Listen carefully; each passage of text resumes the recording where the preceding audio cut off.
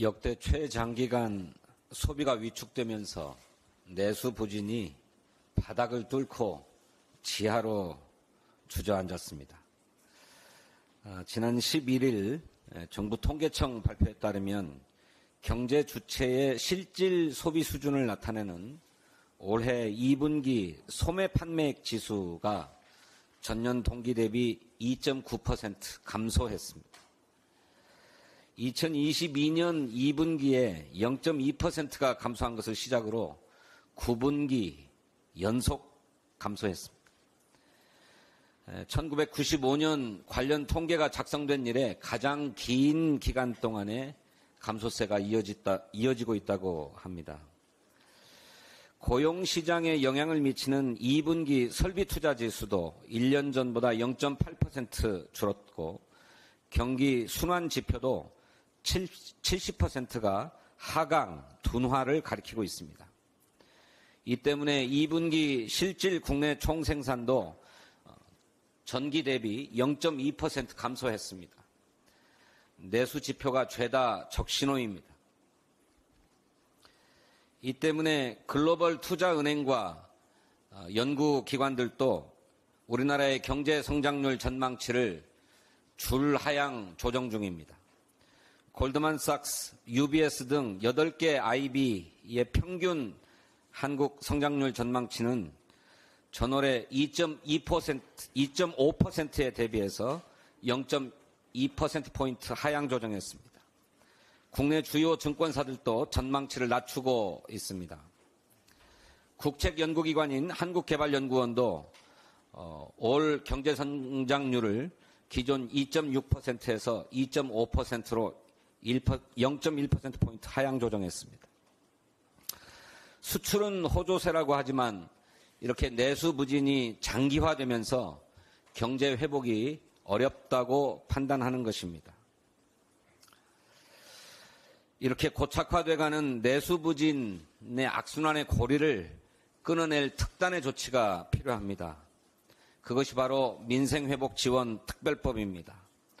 대통령은 고집을 그만 버리고 즉각 수용하길 바랍니다. 윤석열 대통령이 지난 여름 휴가 동안에 전국을 돌면서 민생을 살피겠다고 했는데 민생 현장에서 무엇을 느꼈습니까? 민생회복지원특별법은 고물가, 고금리로 신음하는 국민과 우리 지역경제, 골목경제를 회복하는 마중물입니다. 정말이지 민주당의 해법을 끝내 거부하겠다면 다른 대안이라도 좀 내놓으십시오. 대통령이 민생회복지원특별법을 민생경제 회복과 협치의 발판으로 사용하기를 촉구합니다. 어제 윤석열 대통령이 김용현 경호처장을 국방부 장관 후보자로 지명했습니다. 신원식 국방부 장관은 국가안보실장으로 또 내정했습니다. 최악의 회전문 인사입니다. 김용현 경호처장은 해병대원 순직 사건과 관련된 임성근 전 해병대 1사단장의 구명 로비의 배우로 지목된 사람 아닙니까? 국방부 장관이 아니라 당장 수사 외압의 피의자로 조사받아야 될 인물입니다.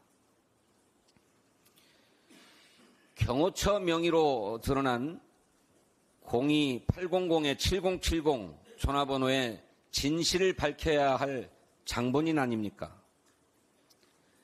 카이스트 졸업생의 입을 틀어막아서 제2의 차지철로 불렸던 사람 아닙니까? 김용현 처장을 국방부 장관 후보자로 지명한 것은 최해병 사건의 진상을 기필코 입틀막하겠다는 오기 인사입니다. 목전에 치닫고 있는 군 내부의 불만을 힘으로 눌러보겠다는 방탄 인사입니다. 신원식 국방부 장관은 또 어떻습니까? 뼛속까지 친일 식민사관을 갖고 있는 사람으로 국민으로부터 안보수장으로 자격이 없다 라고 일찌감치 판정받은 사람 아닙니까?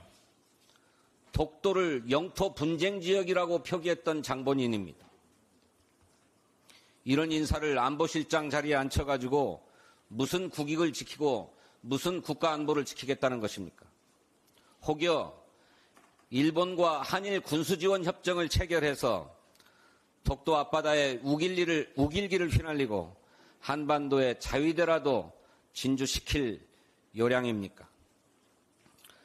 반노동 불통의 김문수 노동부 장관 후보자, 언론장악 법카 여왕 이진숙 방송통신위원장, 친일 뉴라이트 사관의 김형석 독립기념관장에 이어 이번 인사 참사까지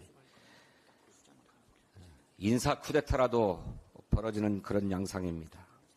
윤석열 대통령은 이 막장 인사 지명을 즉각 처리하고 전면적인 인적 쇄신부터 단행할 것을 촉구합니다. 감사합니다.